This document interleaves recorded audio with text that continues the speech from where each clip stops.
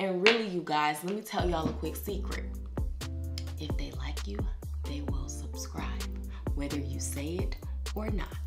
What's up, beautiful people? Welcome back to my channel. I'm Erin, and this is Erin On Demand, a place for entrepreneurs and content creators looking to build your brand, business, and impact. And today we are talking about YouTube mistakes, okay? Because there's a lot of them out there, and I'm trying to help y'all not keep making the same old mistakes every single video, okay? So let's get into it. So I started my YouTube channel at the end of 2018, and about a year and a half later, I have about 180,000 subscribers. So my channel has grown relatively quickly, and I'm so thankful for that. And I do lots of YouTube audits on my strategy cause, in my eBrand club, and I see a lot of the same mistakes on YouTube, and I hear a lot of content creators putting their energy into things that are just not necessary, especially in the beginning stages of starting a YouTube channel. So I want to go through some of those mistakes that I'm noticing a lot of people make, because it's not always just the things that you do right that can help your channel. A lot of the times it's the things that you're doing wrong that's preventing your channel from growing as fast as it can. And it can be a matter of a small tweak that can change the trajectory of your channel. So let's get into them. The first mistake is your intro is too long. I see a lot of channels using very long intro videos where they're like, even 10 seconds to me is just too long. If you have something that's very quick, almost like a snapshot or like a 2 to 3 second little like pop-up that just kind of is used for branding purposes, but anything long that's like a song with all kinds of things playing on it is just not necessary, especially depending on the type of channel that you have. If you have a vlog channel, intro videos are more acceptable because vlog channels do kind of serve like a TV show, or, you know, they're a great moment to kind of get to know the people in the vlog, like seeing little moments of their lives or whatever. So I think that the exception for that is with vlog channels, although I still don't think that having a super long intro is the best idea. It can still do the same thing without being so long. So long intro videos is definitely a mistake. A second mistake as it pertains to intros is that you just take too long to get into the video. So you're taking too much time explaining, sorry I didn't upload in like 5 weeks.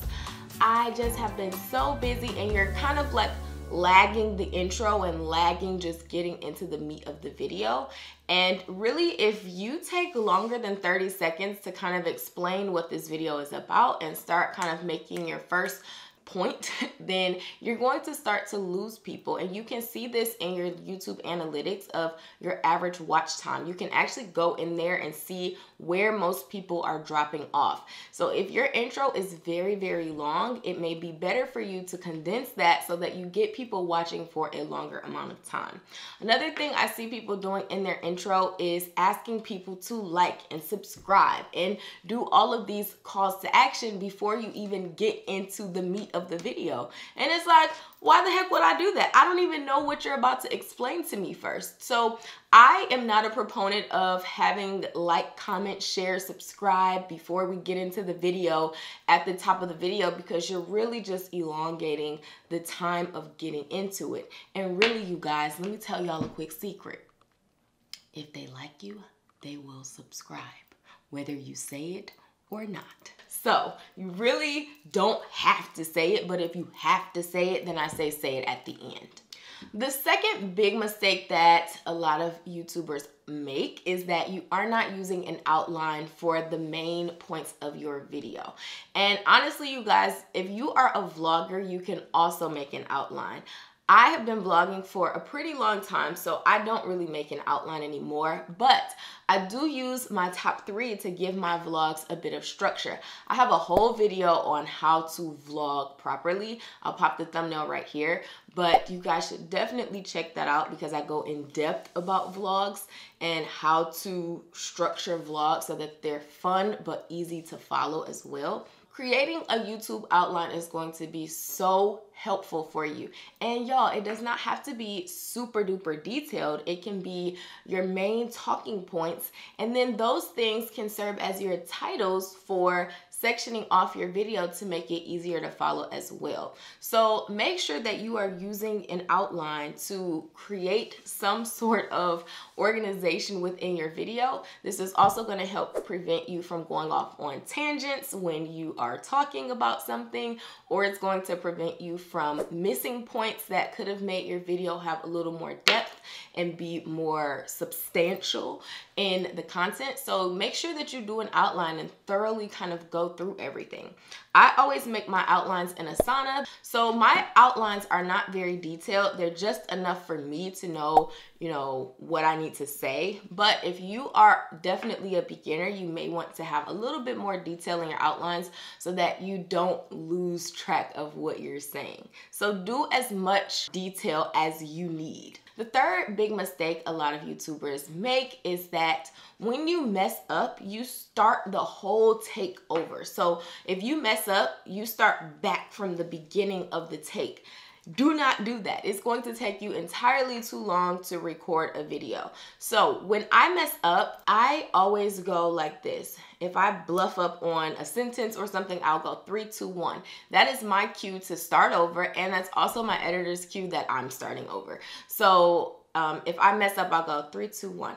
If I mess up, then I'll go and I'll start that sentence over. Because if you are editing your content, it doesn't matter if you messed up in the middle of a sentence, you can just edit it right out. So stop re-recording every time you mess up or, bluff up. Like, just take a deep breath and start that portion of the video or that sentence over and just keep going. When you get overly beat down about messing up, then that discourages you, and then you keep messing up even more. So when you mess up, start that piece of 3, 2, 1. See, I just did it. When you mess up, start that over, just that sentence or that section of the video, and keep moving forward. I really usually only do one take when I do videos because I just try to plow through it and get done with the recording as quickly as possible. Another very common YouTube mistake that I'm sure a lot of you have heard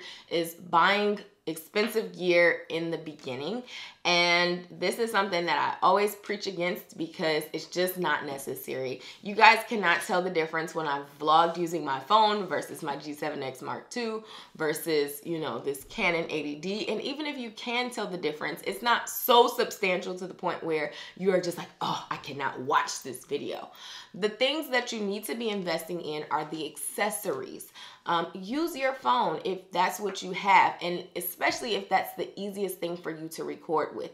If when you are recording, you notice that the thing that takes you the longest is getting your camera set up, figuring out the right settings, it comes out too dark, you're playing around with it, it's taking you forever because of your camera, use your phone. Get a ring light, get a little microphone. I have a whole video on camera gear that you can use for your phone, and don't master your phone first and then upgrade to the more expensive gear. The next big YouTube mistake is trying to mimic other YouTubers. And I get it. I get that a lot of us draw a lot of inspiration from YouTubers, but there is a reason why we all have different personalities, and God made us the way that He did because we all have different gifts.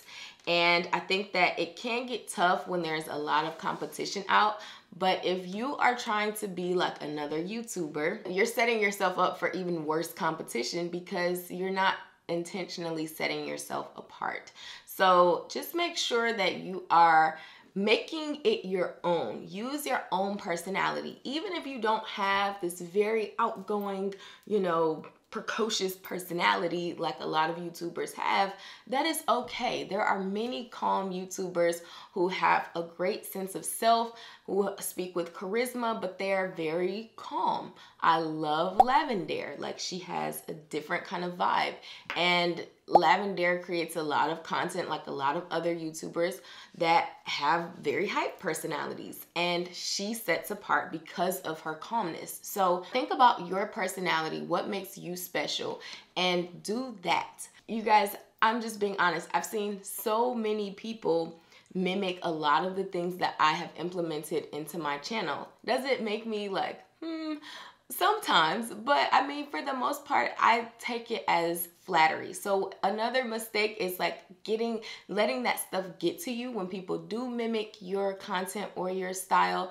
You guys just keep pushing through, because you know, it just kind of comes with the territory. So if you are doing something good, then people are going to want to hop on and do the same thing. So don't take it so much to heart, but I do keep my eyes peeled for those types of things. And I just kind of try to keep my content fresh and just be me.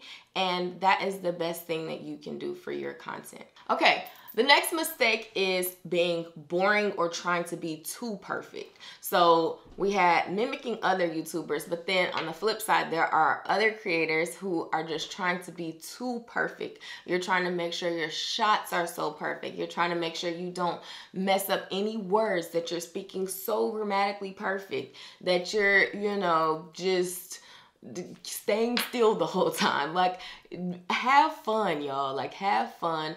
Don't be boring. Don't try to be perfect. I always say warm up to the camera a little bit. So before you start talking, you may turn your camera on for a minute or two before you start. Kind of get warmed up so that you're not turning your camera on right before you start recording, which can be a little bit intimidating. So turn your camera on, kind of forget about it, clean up a little, take a sip of water, overview your notes, and then start talking and see, you know, if you may have a couple little bloopers or a couple little, I don't know, fun moments that you can share. You guys, do not plant bloopers that aren't real. Like, don't intentionally try to make bloopers. Fake bloopers, you can tell fake bloopers from real bloopers. So, you know, try to have fun, warm up to your camera a little bit, and then start recording. Being perfect is not fun. So there is, you know, just be yourself, okay? I cannot stress that enough. And the next mistake that a lot of YouTubers make is not using the experimental phase of your channel. When I started Erin On Demand, I was not like, okay, this is my niche, and this is my target market, and this is my this, and this is my, you know, I didn't have this super structured brand strategy with my niche and then my, you know, my double down niche and all of these fancy schmancy terms. Like, I literally was creating content because I noticed that there weren't a lot of young Black entrepreneurs creating, you know, content on their journey starting a business. And so that is kind of what I wanted to do, share resources, share things that I learned along the way, share how I'm building my brand. And if I was able to successfully do that in a year, then I would start teaching other young women how to do the same. But when I first started, like, it was literally, I want to share this journey. I want to document this process, and I want to experiment with my content. So I was sharing podcasts I was listening to, books I was reading, you know, just different things. How much money I saved before I started Erin On Demand, what I was doing before I started.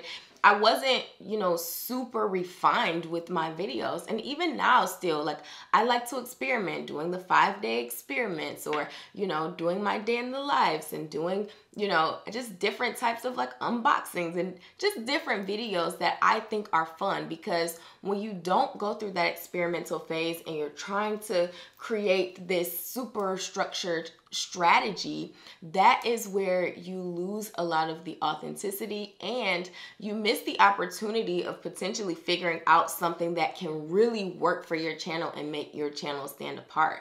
So just make sure that you are taking a while to experiment with your content. Don't hop right in thinking that you have to have this grand plan, because a lot of times YouTube is going to pop the video off that it wants, and it may be something that you thought of on a whim and you decided to upload, and then that kind of helps change the trajectory of your channel. So please, in the beginning, you guys, take it seriously, but also have a light heart about YouTube.